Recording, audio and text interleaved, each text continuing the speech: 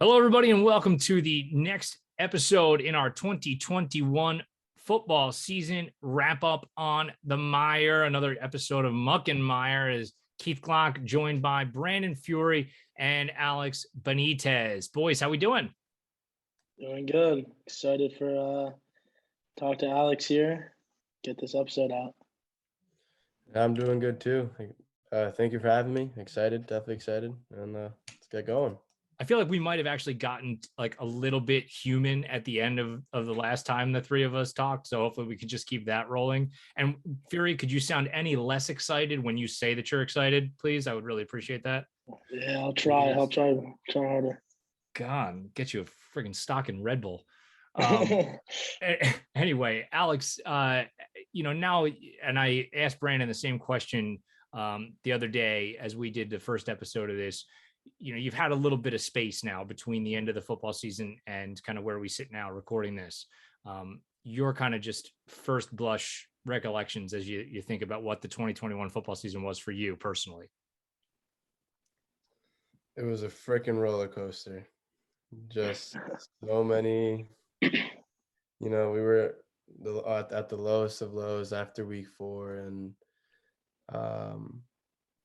at that point we were kind of just like, all right, I think like we're just playing for pride. And then Mike and then here comes in Mike and takes the team by storm. And then after Scotch Plains and even JFK, we were, I don't know, I've said this to Brandon a couple of times, like we felt like we were on top of the world. And that was definitely the highest of the highs. And then we took the loss to Cranford, which was a close one. And then the Northern Highlands game was just, we played our game and they just showed us up and we tried our best. But it was definitely a roller coaster. And I mean, I'm happy it happened. I'm happy it was with these group of guys, and I couldn't ask for anything better. I think that was such a, sorry to cut you off, Mr. Glock. That was such a big point with Mike, because he really, I've never seen anyone just take over a locker room like he did. Because Alex, you remember, we were always cool with him, but it wasn't how he is now, like with everybody loving him. Like there was a lot of doubt with him. And he really took it over by storm. So I want to just say that after what you said. How does that happen?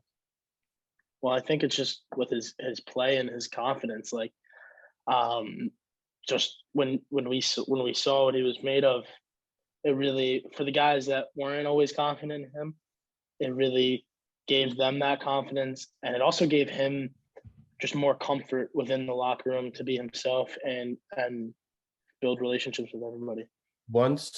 I think that once after that Franklin game, I think that like after Mike started, I think that's when we really started as a team just getting really close and really bonding. And when we went on that three game win streak, I think like that's when like we really came together as a team. And it was, I want to say it was thanks to Mike. I mean, he just did great. Now, like you said, like those were a great 3. It felt so long, and just every day just felt great. Those were a really great 3 weeks. I imagine that both of you have had to navigate this, but and this is not a shot at you, Brando, by any stretch of the imagination. I think Alex probably a little bit more just by the nature of the positions that you guys play. It's like you've been the dominant players, and like people would refer to both of you as like the best players, probably coming up for a while now. I mean, Alex, there was certainly a lot of hype around you coming in and playing, as early as you did. And, Brando, I just think your kind of sheer size and the fact that you have also played varsity for so long, has had to, forced you to deal with this. But how do you balance, Alex, being like a guy who is like a real impact player and a younger guy, as you try to fit in with that, but somehow manage to like not be a douche, because like we've all been around like players who were like so good but then you're like, but I hate that. Like, I don't even like that guy. It's like, how did Schmelzer come in and do this and like in a non-douchey way, navigate that? Because that can't be easy. I think he's very humble, and it's just some people are just naturally humble, and I think that's what he is. He doesn't carry himself like he's this this big this big player that he is, because he is, and he is going to be a big part of Montgomery football for the next 2 years. But it's just, he has this humbleness to him that it's natural. And at first with us, he was very shy, and he was very, very shy with us. And, even as gradually as the year went on and the practices and the games, and he got more comfortable with us, but it wasn't like he became like cocky or like anything. He just became himself, and the Michael that like we needed. And and if I can jump in, I saw, I think we can both agree, Alex, that we've seen guys that Glock described, but what makes Mike able to, in my opinion, play with that poise in those big moments, like against Cranford when we need a touchdown, or even against Scotch Plains, right? That, I think, because he's not cocky and doesn't give himself those expectations by being that, that cocky player, it allows him to be calm and not be like, well, I talked all that shit. Like, everybody is expecting all this from me. Like, no, like, it's just a focus that he has that a lot of guys that are that good don't have. Have you guys both seen Remember the Titans? Yeah, of course. Yeah. Okay. So there's one of the classic lines in there when they're kind of going through, things early in the season, where the two captains get face to face and they say attitude reflects leadership. And I don't think it's a coincidence that is probably how Mike has been able to win over that locker room and win you guys over, because I don't think that anybody would describe the two of you in any way but, the guys who are on the more humble side, and, pretty seemingly at every turn, which I've busted your balls, makes you a crappy interview, both of you, because your humility is too good and it's boring. So I wish you guys would be a little less humble, but I just feel in my heart, that's one of the major reasons why he navigated it that way, because he sees the two of you do it that way. Yeah, I mean, for sure. I like to think that we set a pretty good example for a lot of the younger guys, which we can definitely be proud of. And even, there's always times where Mike would really be the leader. And obviously, me and Alex were the leaders of the team, but when it was game time and we're in that huddle, like, Mike was the clear leader, and him having that, like, that humbleness and that poise and all that good stuff that we've talked about allows me and Alex, or definitely me, I don't want to speak for Alex, to trust him to be the leader in those big moments. And for him being that young too, and being a sophomore, and our offense being mostly junior and senior dominated, besides with Matt Davino, that comfortness that we gave him, at least I'm going to say that we gave him, just that's when, like Brandon said, like, he would shine in those moments. Like, he was a leader, and he would make sure, like, in the huddles, a bit between every snap of the ball, that we were keeping our heads up, and he was just positive, and he was just like leading us, and it felt and good. I want to jump back in, because when we came into high school, we didn't have it was such a, like, a pecking order. And obviously there are times where seniors deserve to go first, and then juniors, and then sophomores, and then freshmen. But when you're on the field together, we're all equal. And that was something that I'm really proud of, and that that me and Alex kind of changed that part of the culture, because I promised myself that when I was a freshman, I would not treat the freshmen and sophomores the way I saw the seniors treat the freshmen and sophomores.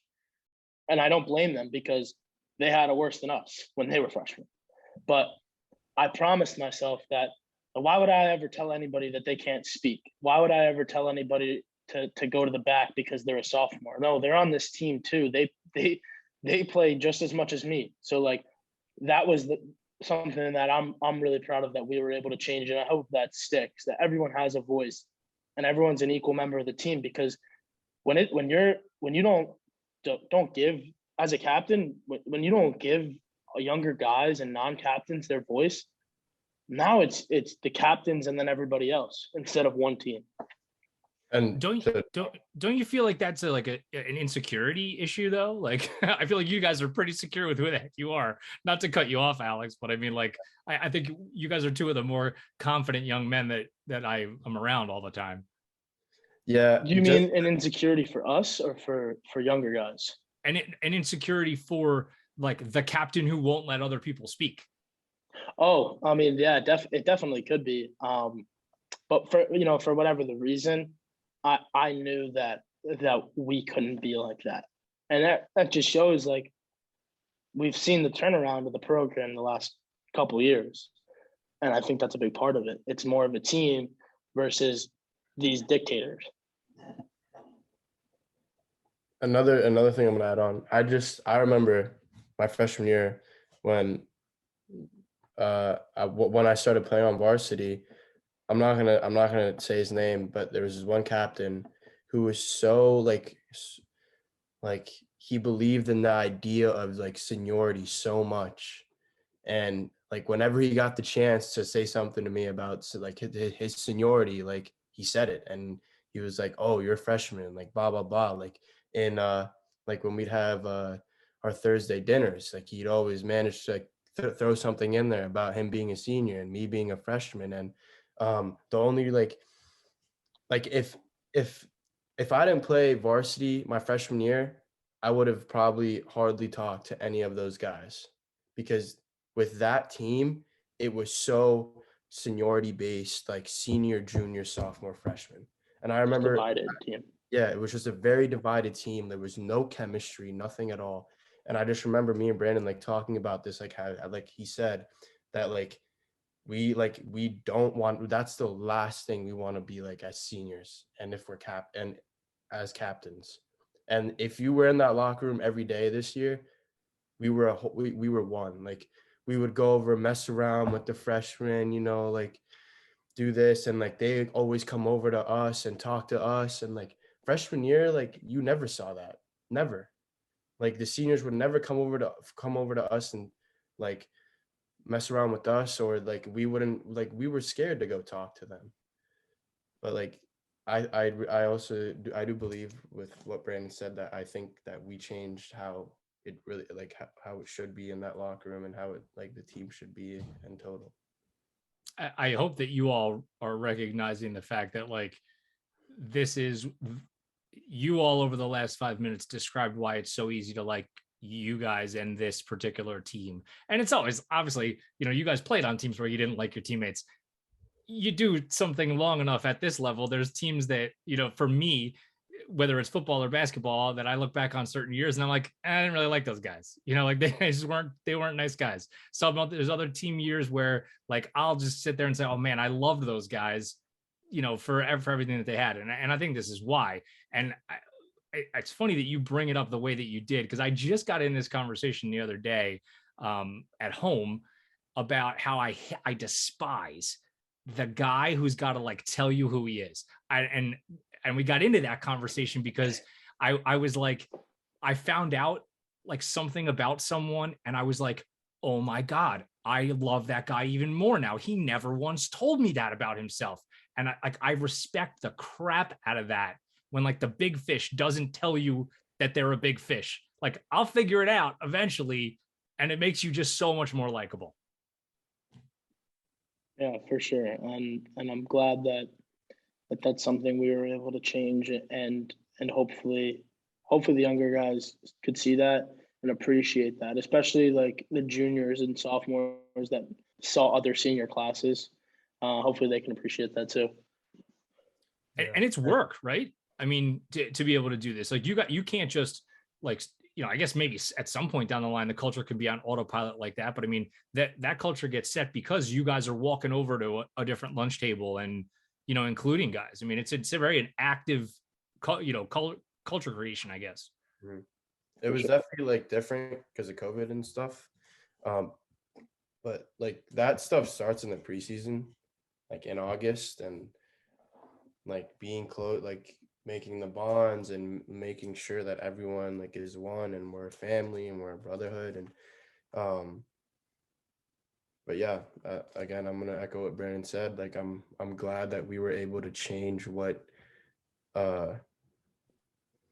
I don't know what the word is, but like change the ways, I guess, of how it used to be. And I don't know. And I also want to add on that it can't only be two guys too. Yeah. I have to give credit to all the other seniors that experienced the same senior class that we experienced, and they could have done the same things that they experienced to the freshmen. And we never once had to tell someone, don't mess with the freshmen like that. Like never once. And that's really a credit to those guys too, that we all had the same mindset. And it's not, I've talked about it with him. It's not something I've talked about with everyone. So I'm glad to know that everybody had the same experience and then thoughts on the experience. That just makes a good senior class. I get into this conversation a couple of times a year with people, and I've never had to have it with you guys. I don't think, and I think maybe the reason why I never have is because we only have to have this conversation as male role models within the school when the culture isn't right, and we want to kind of course correct, I guess, a little bit, that like how much power you guys have. And I've been ascribing it to the two of you because you're sitting here, on this, Zoom with me. But to your point, I'm certain it was, a group effort from your class. But when you model that good behavior, and I'm not only talking about in the locker room, I'm talking about like in the lunchroom, in the classroom, in the, whatever, young men look at you guys as like this is how I'm supposed to act in school or in the locker room, or, you know what I mean? And to just go out of your way to do some of those things to set that right example is more powerful than any school assembly or any other crap that we could do. If like one of you like grabs a kid by the back of the collar in the lunchroom and is like, that is not what we do here, buddy. Like how empowering is that for the whole rest of everybody, right? Yeah, I mean, I learned that lesson from some of my football coaches pretty early on, that, and even my mom, to be honest too, that what I do, just my presence, is going to be felt, and know that whether I like it or not, people are going to be watching all the time for whatever reason, whether they want to be like me or they want to.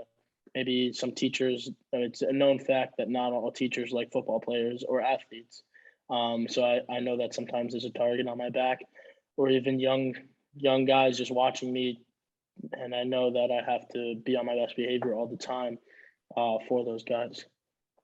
Got to imagine it's been a very similar experience for you, Alex, right? I mean, you've been pretty much a star player on every team you've ever played on in almost every sport. We can get to that in a minute. Yeah, definitely, but it definitely really like started in high school, and definitely as we became upperclassmen, the coaches would always like say like make sure like I think I can speak for Brandon, like make sure like you two are like being like role models. Like for example, this year it's like having your mask over your nose, like something little like that. Just simply doing that, or like, I don't even know, like anything. And as you said, like we have like that power and that impact on mostly the younger kids, the young kids on the football team. And it's definitely nice to know that and like have that feeling. But yeah. All right. So let's talk about your your athletic prowess here, because I have to. It's going to sound like I'm busting balls, but I'm not busting balls. Okay, so I met, you were not there, Benitez, to give everybody else behind the curtain listening to this a little perspective. I had a little meeting of the minds in my office with Brandon and a couple of the other guys, because I was like, I got to just know a little bit more about all of you as human beings so we can possibly do an entertaining show. And I don't know that I've ever seen another group of like alpha dudes just kind of be like, yeah, Benitez is on another level. Like it wasn't even like a thing that anybody considered. They were just like, yeah, he's a freak. Like I can't help you. And then and it didn't need to go further than that. That was just kind of where it was. Like it's got to be kind of cool on some level to see the respect that you are accorded by your peers. And obviously it's just because you're a sick athlete. And for those of us who have not been sick athletes our whole life, like what, I don't know. Like I say those things to you, and how do you feel? What's your reaction? I don't know. I mean, it's like, it's funny because like sometimes like we'll like pick something up and like something we've probably never done before, and like I could do it, and then they're like, oh, of course you could do it. Like not surprised. There's something like that. I don't know. I try not to like, again, like this is my humble side speaking, like I try not to draw a lot of attention to myself when it comes to like picking up new things. But yeah. I'll be his arrogant side. He can do everything, and he's done it. And he will continue to see it, I'm sure. So that's as good a segue as any, is leading me into saying I've been informed that you were going to play baseball this year. True? This is going to be the commitment. Like, this is the final. You have to put me on the spot. Oh no! But I will not apologize for this, by the way, whatsoever. Are you or are you not playing baseball this spring? I think so. Okay, there we go. That was about as non-committal of a commitment we can get. So I'm talking to Jenkins about it, and he's like, "Oh yeah, I was working out with him the other day. We didn't really throw, but we just hit." Kid hasn't picked up a freaking bat in 4 years, and he's hitting bombs. so I started cracking up.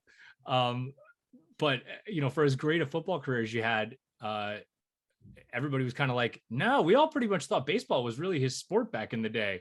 Tell me a little bit about your baseball background. I started playing baseball in second grade before I started playing football. Those football and baseball are like hand in hand. Like it was just, if it's not football, it's baseball. If it's not baseball, it's football. And I played all the way up until freshman year, and then I got introduced to high school football and how hard and how much it worked your body and all this stuff. And my mom would want me to play fall ball along with football, and it just burned me out. Because after like an early practice, I'd have to go down to La Valette in the beach to go practice or play a game for my club team. So I made the decision. I was like, I can't do this for the rest of my high school career. So I just let it go, and then I picked up track. But now it's senior year. Why not? I'll have fun. It's worked out in the past for a couple of other seniors who decided to just play another sport and had a ton of success. The potential outfield of you and Jenkins, I feel like we might not have anybody try to hit the ball out of the infield, because I don't really know that any. Like I feel like you guys could cover a little bit of ground out there.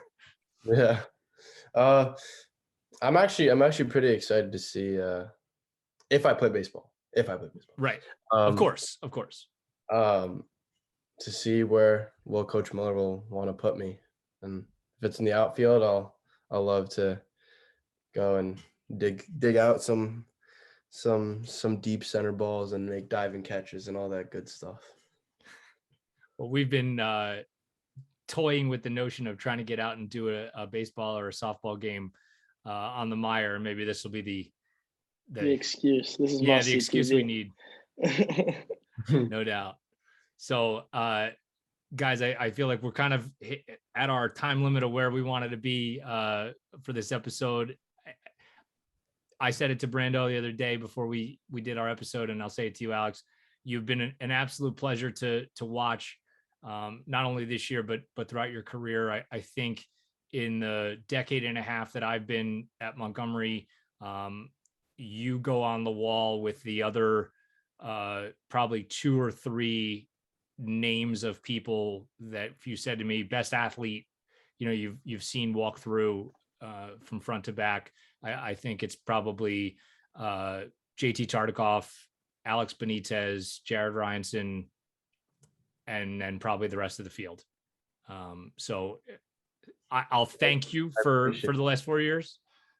No, thank you for what you've done for the last 2 years now with the MIRE. Well, for football at least. I know you've been doing MIRE for a lot longer, but at least for football, and I appreciate for you complimenting me, and thank you. I don't think it's far-fetched to say he is one of the best in Montgomery football history, if not the best. Maybe it's a little biased, but I think he's definitely up there, and the numbers speak for themselves.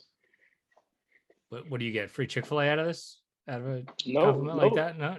Nope. Hey, it's just honesty. All right, boys. Thank you very much. This has been episode 2 of our 5-part 2021 Montgomery football season wrap-up podcast series. And it's been Brandon Furey and Alex Benitez. Boys, we'll see you in school. That's it. Yeah. Thank you.